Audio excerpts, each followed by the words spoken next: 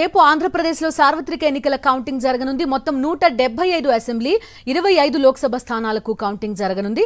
ఇందుకోసం ఇప్పటికే అధికారులు విస్తృత ఏర్పాట్లు చేశారు. ఏపీలో కౌంటింగ్ నేపథ్యంలో భారీ బందోబస్తు ఏర్పాటు చేశారు. రాజకీయ నేతల ఇళ్లు, పార్టీ ఆఫీసుల దగ్గర పోలీస్ పహారా కాస్తున్నారు.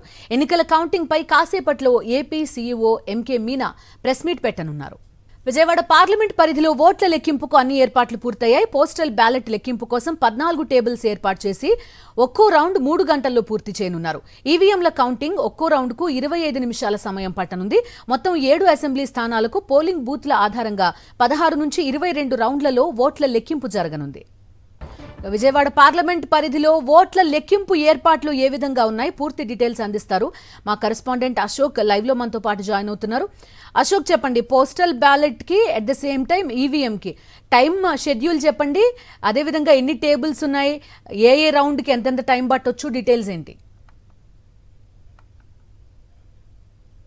ఇప్పటికే ఉమ్మడి కృష్ణా జిల్లా వ్యాప్తంగా పోలింగ్కి ఏదైతే కౌంటింగ్ ఉందో కౌంటింగ్కి సంబంధించిన ఏర్పాట్లన్నీ కూడా పూర్తి చేశారు. ముఖ్యంగా అటు మచిలీపట్నం పార్లమెంటు కావచ్చు, ఇటు విజయవాడ పార్లమెంటు పరిధిలో కౌంటింగ్కి సంబంధించి ప్రత్యేకమైన ఏర్పాట్లు చేశారని చెప్పుకోవచ్చు. విజయవాడ పార్లమెంటు పరిధిలో చూస్తే కనుక 2 కౌంటింగ్ కేంద్రాలు ఏర్పాటు చేశారు. 2 చోట్ల ఈ కౌంటింగ్ జరగబోతోంది. ముఖ్యంగా ఉదయం 8 గంటలకి పోస్టల్ బ్యాలెట్లను కౌంటింగ్ ప్రారంభిస్తారు. అలాగే 8:30 గంటలకు ఈవీఎంలను కూడా లెక్కిస్తున్నారు. 2 ఎట్ ఏ టైము కౌంటింగ్ కొనసాగుతుంది. సుమారుగా ఈసారి అంటే గతంతో పోల్చుకుంటే ఎక్కువగా ఈసారి పోస్టల్ బ్యాలెట్లు ఉండటంతో సుమారు 3 గంటల పాటు సమయం పడుతుందని ఒక అంచనా వేశారు.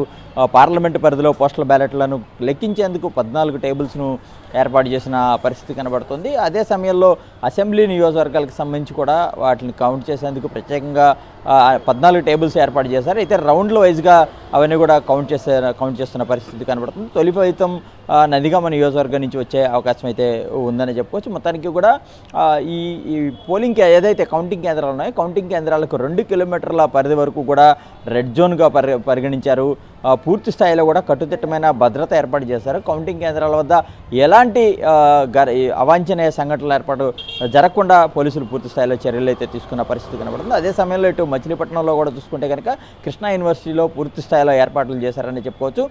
మొత్తం మచిలీపట్నం పార్లమెంటుకి సంబంధించి కూడా సేమ్ ఇలాగే పోస్టల్ బ్యాలెట్లకు సంబంధించి 14 టేబుల్స్ని ఏర్పాటు చేశారు. ఇక అసెంబ్లీ నియోజకవర్గాలకు సంబంధించి కూడా అక్కడ పోలైన పోస్టల్ బ్యాలెట్లకు సంబంధించి కొన్ని చోట్ల 2 రౌండ్లు అలాగే 3 రౌండ్లు కూడా ఏర్పాటు చేశారు. అత్యధికంగా అవనగడ్డ అలాగే మచిలీపట్నం నియోజకవర్గాలకు సంబంధించి 8 టేబుల్స్ను ఏర్పాటు చేసిన పరిస్థితి. ప్రతి చోట కూడా సీసీ కెమెరాల నిఘాతో ఎప్పటికప్పుడు పహారా కాస్తున్నారు. కౌంటింగ్ ప్రారంభమైన దగ్గర నుంచి కూడా పూర్తయ్యే వరకు కూడా ఎలాంటి అవాంఛనీయ ఘటనలు చోటు చేసుకోకుండా పోలీసులు పటిష్టమైన భద్రత ఏర్పాటు చేశారని చెప్పుకోవచ్చు.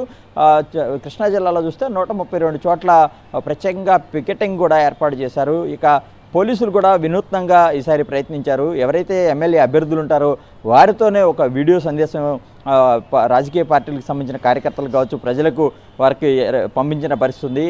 కౌంటింగ్ ప్రక్రియకు సజావుగా సహకరించాలి, మీరు ఎక్కడా ఎలాంటి ఘటనల్లో పాల్గొనకూడదని వారితోనే ఒక సందేశం పంపించడంతో కొంతవరకు కూడా ఎక్కడైనా చిన్న ఘటనలు జరుగుతాయని ఆశించినప్పటికీ కూడా వాటిని కూడా కట్టడి చేసేందుకు ఇదొక మార్గంగానే పోలీసులు చూశారని చెప్పవచ్చు. మొత్తానికి కూడా చూస్తే ఉమ్మడి కృష్ణా జిల్లా వ్యాప్తంగా పూర్తి స్థాయిలో కౌంటింగ్కి సంబంధించి పకడ్బందీగా అధికారుల ఏర్పాట్లు అయితే కూడా మనకు చాలా స్పష్టంగా కనిపిస్తుంది. Okay Ashok, thank you. అటు గుంటూరు జిల్లా వ్యాప్తంగా పార్లమెంటు స్థానాలకి సంబంధించి కౌంటింగ్కి అంతా సజావుగా జరగబోతోంది. కొంత పోలింగ్ రోజు జరిగిన ఉద్రిక్త పరిస్థితుల నేపథ్యంలో కొంత ప్రత్యేక చర్యలు, భారీ పోలీస్ బందోబస్తు కూడా మనకి ఉమ్మడి గుంటూరు జిల్లా వ్యాప్తంగా కూడా కనిపించే అవకాశాలు ఉన్నాయి. కౌంటింగ్ ఏర్పాట్లకు సంబంధించి పూర్తి డీటెయిల్స్ అందిస్తారు మా కరెస్పాండెంట్ అశోక్, మనతో పాటు లైవ్ లో జాయిన్ అవుతున్నారు.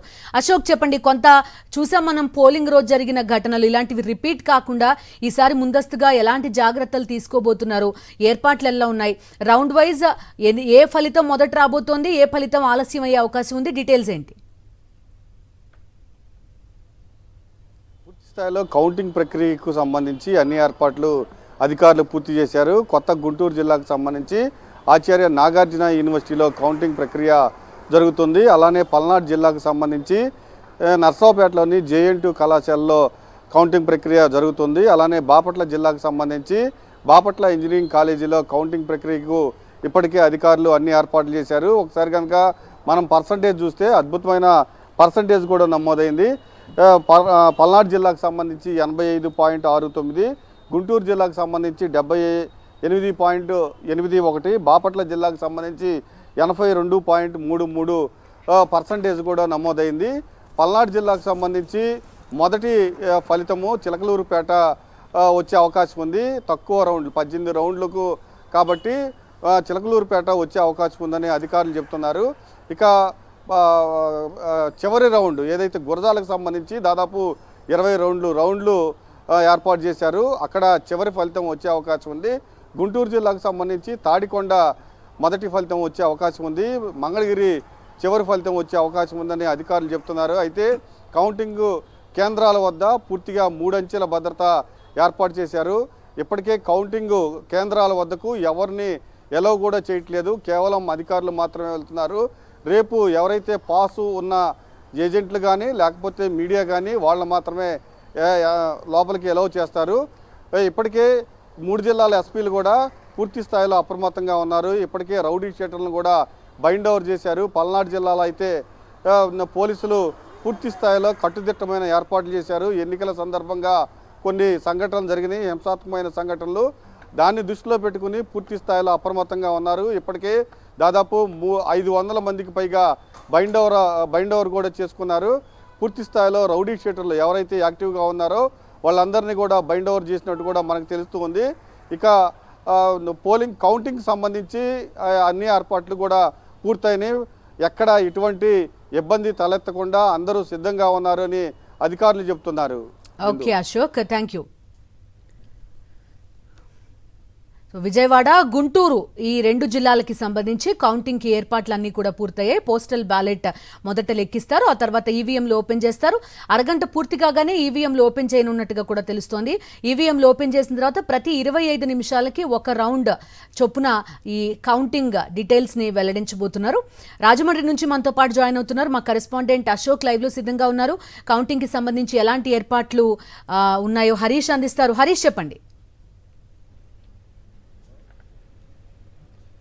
తూర్పుగోదావరి జిల్లాలో 7 అసెంబ్లీ నియోజకవర్గాలు, ఒక రాజమండ్రి పార్లమెంట్ నియోజకవర్గానికి సంబంధించి కౌంటింగ్కి సంబంధించి ఏర్పాట్లన్నీ పూర్తయ్యాయి. దీన్ని రాజానగరంలో ఉన్న నన్నయ్య యూనివర్సిటీలో దీనికి సంబంధించిన ఏర్పాట్లన్నీ చేశారు. మొత్తం 4 భవనాల కౌంటింగ్ జరుగుతుంది. అందులో ఈవీఎంలతో పాటు పోస్టల్ బ్యాలెట్కి సంబంధించి కూడా ప్రత్యేకంగా భవనాలు ఏర్పాటు చేయడం జరిగింది.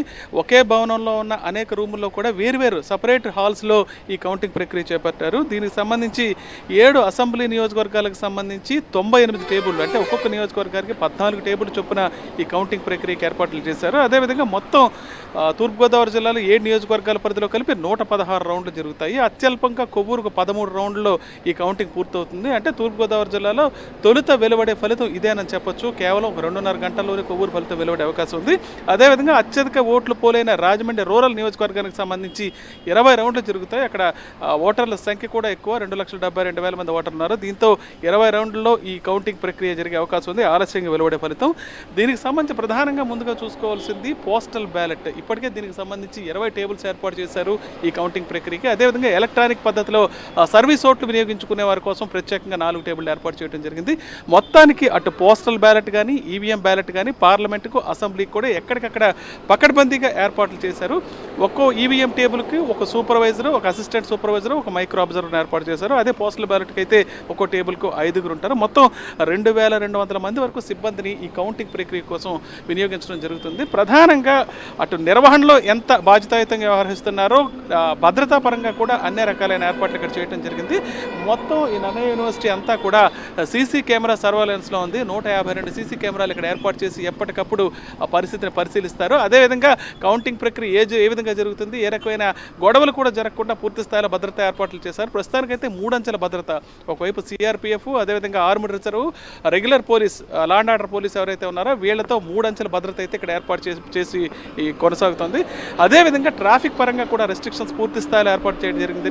రేపు తెల్లవారుజామున 4:30కు ట్రాఫిక్ పూర్తిగా, ఇప్పుడు మన జాతీయ రహదారి NH16 ఇక్కడ ఉంది, ఈ ప్రాంతం నుంచి కూడా మొత్తం వాహనాలు నిలిపివేయడం జరుగుతుంది. దాదాపు 2 కిలోమీటర్ల మేర వచ్చే ఈ వాహనాలన్నీ కూడా పూర్తిగా డైవర్ట్ చేయడం జరిగింది. ఇతర ప్రాంతాలకు వెళ్ళే వాటికి ఇప్పటికే ఆ డైవర్షన్ ఎక్కడెక్కడికి మళ్ళిస్తారన్న విషయం కూడా, ఏ సెంటర్ నుంచి మళ్ళిస్తారన్న విషయాన్ని కూడా ఇప్పటికే ఇప్పటికే ప్రకటించడం జరిగింది. దీంతోపాటు పార్కింగ్ ఏర్పాట్లు కూడా పెద్ద సంఖ్యలో జనం వచ్చే అవకాశం ఉంది కనుక అభ్యర్థులకైతే వాళ్ళు కూడా లోపలికి వాహనాలతో వచ్చే అవకాశం లేదు.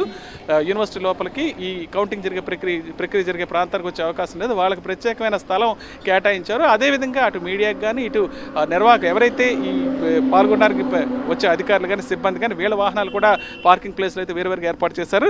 అదేవిధంగా 144 సెక్షన్ 30 కూడా ఇంప్లిమెంట్ అవుతుంది. ఎక్కడ కూడా నలుగురు గుమిగూడి ఏ రకమైన కార్యక్రమం చేయడానికి ఇక్కడ అవకాశం లేకుండా పోలీసులు అయితే జాగ్రత్తలు తీసుకున్నారు.